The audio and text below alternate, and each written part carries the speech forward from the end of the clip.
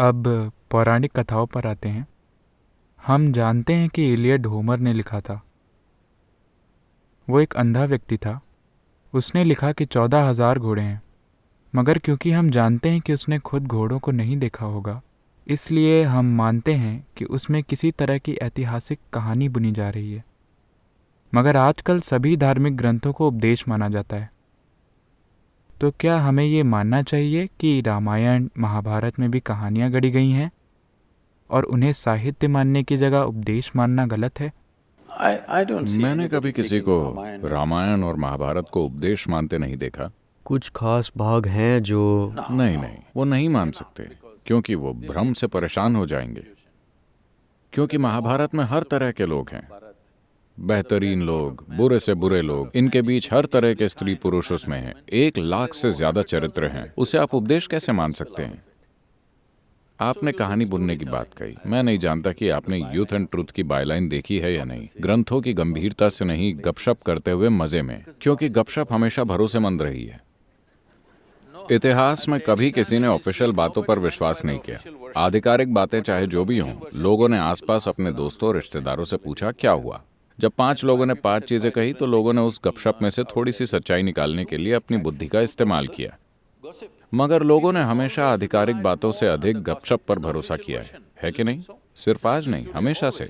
लेकिन ये देखते हुए कि इस गपशप से सत्य इतना बदल सकता है कि वो हमेशा के लिए खो जाए, तो क्या आपको लगता है कि ये चिंताजनक है?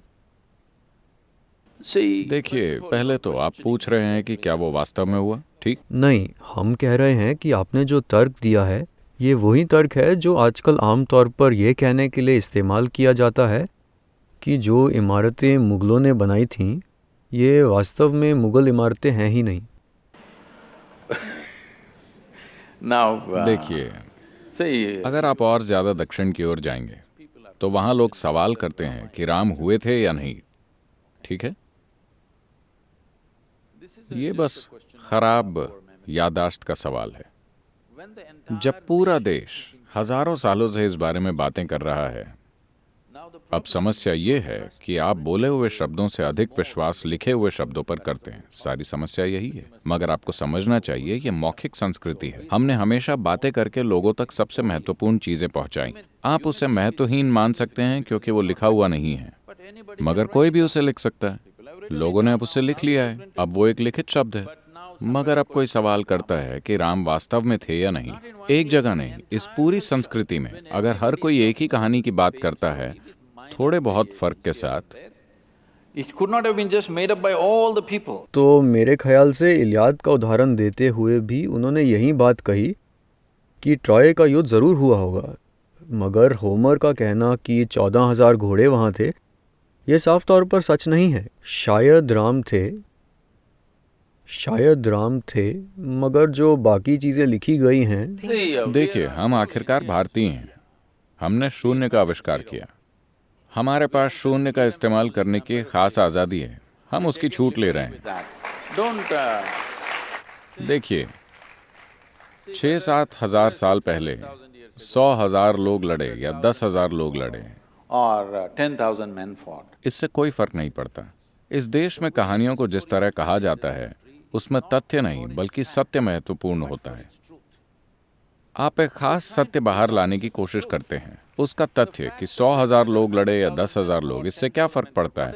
आपको आज उस युद्ध को नहीं संभालना है, वो खत्म हो चुका है। तो महत्वपूर्ण चीज ये है कि मैं उससे क्या सीख सकता हूँ, ठीक है?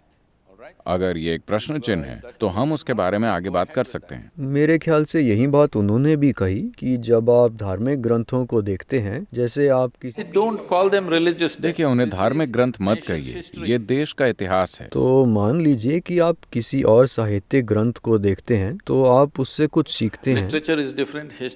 साहित्य अलग चीज है, इतिहास अलग है।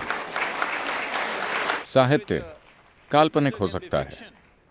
इतिहास में हमेशा 2 पक्ष दिखाए जाते हैं, इसलिए वो हमेशा आपके लिए कुछ मतलब रखता है। मैं कहता हूँ 6,000 साल पहले कोई आदमी था या नहीं, मुझे क्या समस्या है, जब तक कि आज मेरे जीवन में उसका कोई योगदान ना हो, है ना? लेकिन अगर इतिहास लिखा गया है और इतिहास का वर्णन स्पष्ट नहीं है। देखिए, मैं यही कह रहा हूँ, वर्णन इस तरह है। मान लीजिए 6000 साल पहले राम की एक पत्नी थी जिसका नाम सीता नहीं था, तो मुझे क्या समस्या होगी? We are हम not ये सवाल questioning नहीं whether कर the रहे हैं कि उनका name नाम was सीता था Not या only the नहीं। name, I'm saying, okay, he was not his. ठीक है, उसके पिता का नाम वो नहीं था, वो अलग तरह के इंसान थे, मुझे उससे क्या फर्क पड़ता है? हम घटनाओं के क्रम पर भी सवाल कर रहे हैं यहाँ You can. कि वे कैसे हुए थे। Sequence of events also you can question, but what? कौन सी घटना कब हुई, इस पर भी आप सवाल कर सकते हैं, मगर मैं ये पूछ रहा हूँ कि 6000 साल पुराने नाटक में अगर थोड़ी हेरफेर हो गई है तो ये आपकी समस्या नहीं है। समस्या सिर्फ ये है कि क्या हमारे लिए उसमें कुछ है। बात बस यही है। तो सवाल है कि इस देश में हम राम की पूजा क्यों करते हैं? वो कोई बहुत सफल व्यक्ति नहीं थे। अगर आप इसे ध्यान से देखें तो वो लगातार असफल रहे। हाँ, आज भी वो जमीन की समस्याओं से जूझ रहे हैं, इसीलिए आपने ये मुद्दा उठाया।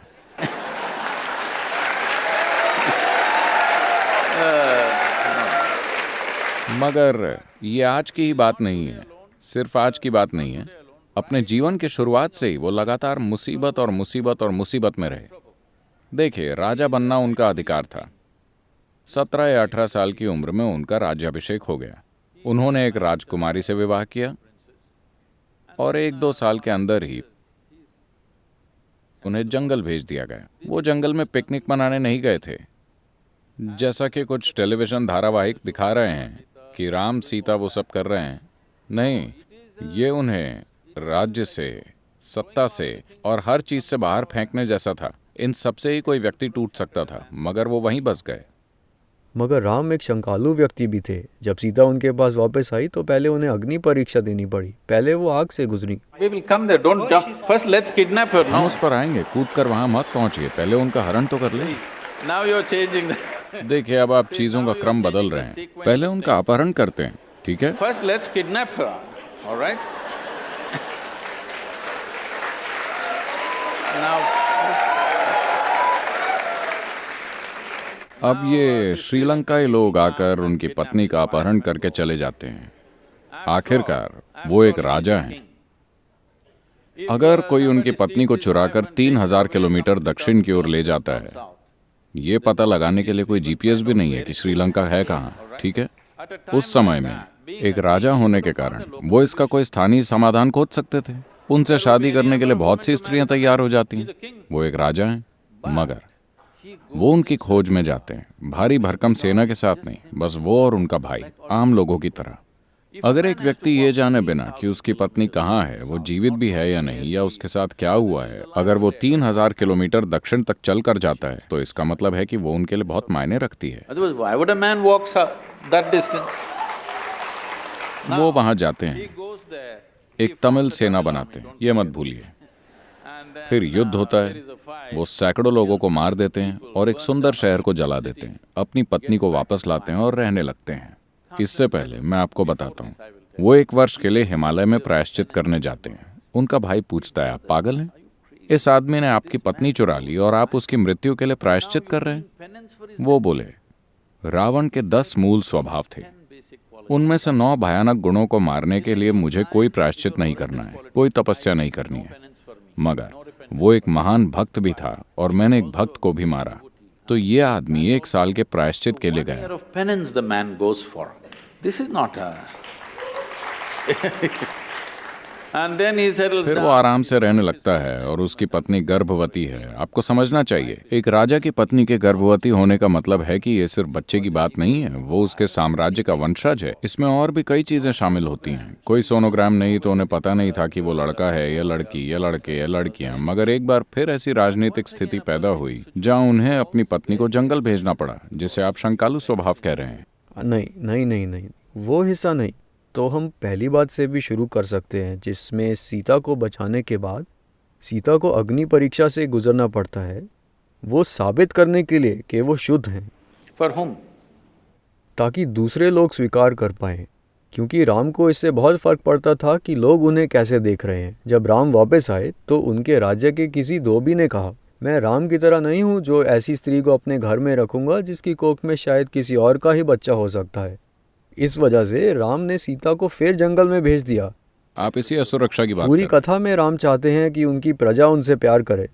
नहीं नहीं, चलिए ठीक से इस पर बात करते हैं। आज हमारे देश में बहुत तरह की चीजें हैं। मैं आपसे पूछता हूँ, क्या आप इस देश के लिए ऐसा नेता चाहते हैं जो इस देश के लोगों को अपने परिवार और निजी प्रेम से ऊपर रखे? मैं आपसे पूछ रहा हूँ। या आप एक धृतराष्ट्र चाहते हैं, किसी भी कीमत पर मेरा ही बेटा? आप एक ऐसा व्यक्ति चाहते हैं जो इस देश के नागरिकों को अपने परिवार से ऊपर रखता है। ये उनके लिए सिर्फ एक स्त्री नहीं थी, उन्होंने जाकर उसके लिए युद्ध लड़ा, 3000 किलोमीटर चल के गए। ये बस एक स्त्री नहीं थी, वो सीता के लिए जी रहे थे, मगर फिर भी उन्होंने गर्भावस्था की स्थिति में उसे जंगल वापस भेज दिया, अच्छी तरह ये जानते हुए कि ये उनके राज्य का भविष्य हो सकता है। देखिए, ये सिर्फ एक धोबी की बात नहीं है, यही आपकी गलती है। आप इन चीजों को शाब्दिक अर्थ में ले रहे हैं। एक धोबी ने कहा, यहां कहने का मतलब है कि आम लोग ऐसी बातें कर रहे थे। आम लोगों का राजा पर से विश्वास उठ गया है कि वो कहीं से कोई स्त्री ले आए और हमारी रानी बना दिया, क्योंकि रानी को राज्य की माता के रूप में देखा जाता है। हम ऐसी स्त्री को माता के रूप में नहीं देखना चाहते। वो यही कह रहे हैं कि वो किसी जगह जाकर किसी दूसरे आदमी के साथ रह चुकी है। उस समय के लोग यही कह रहे थे। तो अगर राजा कहता, मुझे कोई परवाह नहीं है कि आप क्या सोचते हैं, मैं अपनी पत्नी से प्रेम करता हूं और उसे अपने साथ रखूंगा, तो वो एक अच्छा राजा, अच्छा प्रशासक नहीं होता। तो उन्होंने अपनी प्रजा को उस स्त्री से ऊपर रखा जिसे वो बहुत बहुत ज्यादा प्रेम करते थे, और वो गर्भवती भी थी। ये उनके लिए छोटी बात नहीं थी, उनके लिए पूरी दुनिया थी, मगर फिर भी उन्होंने उसे जंगल भेज दिया। इसे नमन किया जाना चाहिए। This is why we bow down to the man. No? Please say it. No. ठीक है, आगे बढ़ते हैं। No, why? He has something to say, please. तो एक व्यक्ति के रूप में अपनी अलग अलग जिम्मेदारियां होती है। एक राजा के रूप में अलग जिम्मेदारियां होती हैं और एक इंसान के रूप में, परिवार के सदस्य के रूप में अपनी अलग जिम्मेदारियां होती है। आप अपनी पत्नी को फेंक नहीं सकते, उसे जंगल नहीं भेज सकते। ये उसे वस्तु की तरह देखने जैसा है। वे उसे गर्भवती इंसान की तरह नहीं देख रहे जिसे कई चीज़ों की ज़रूरत है।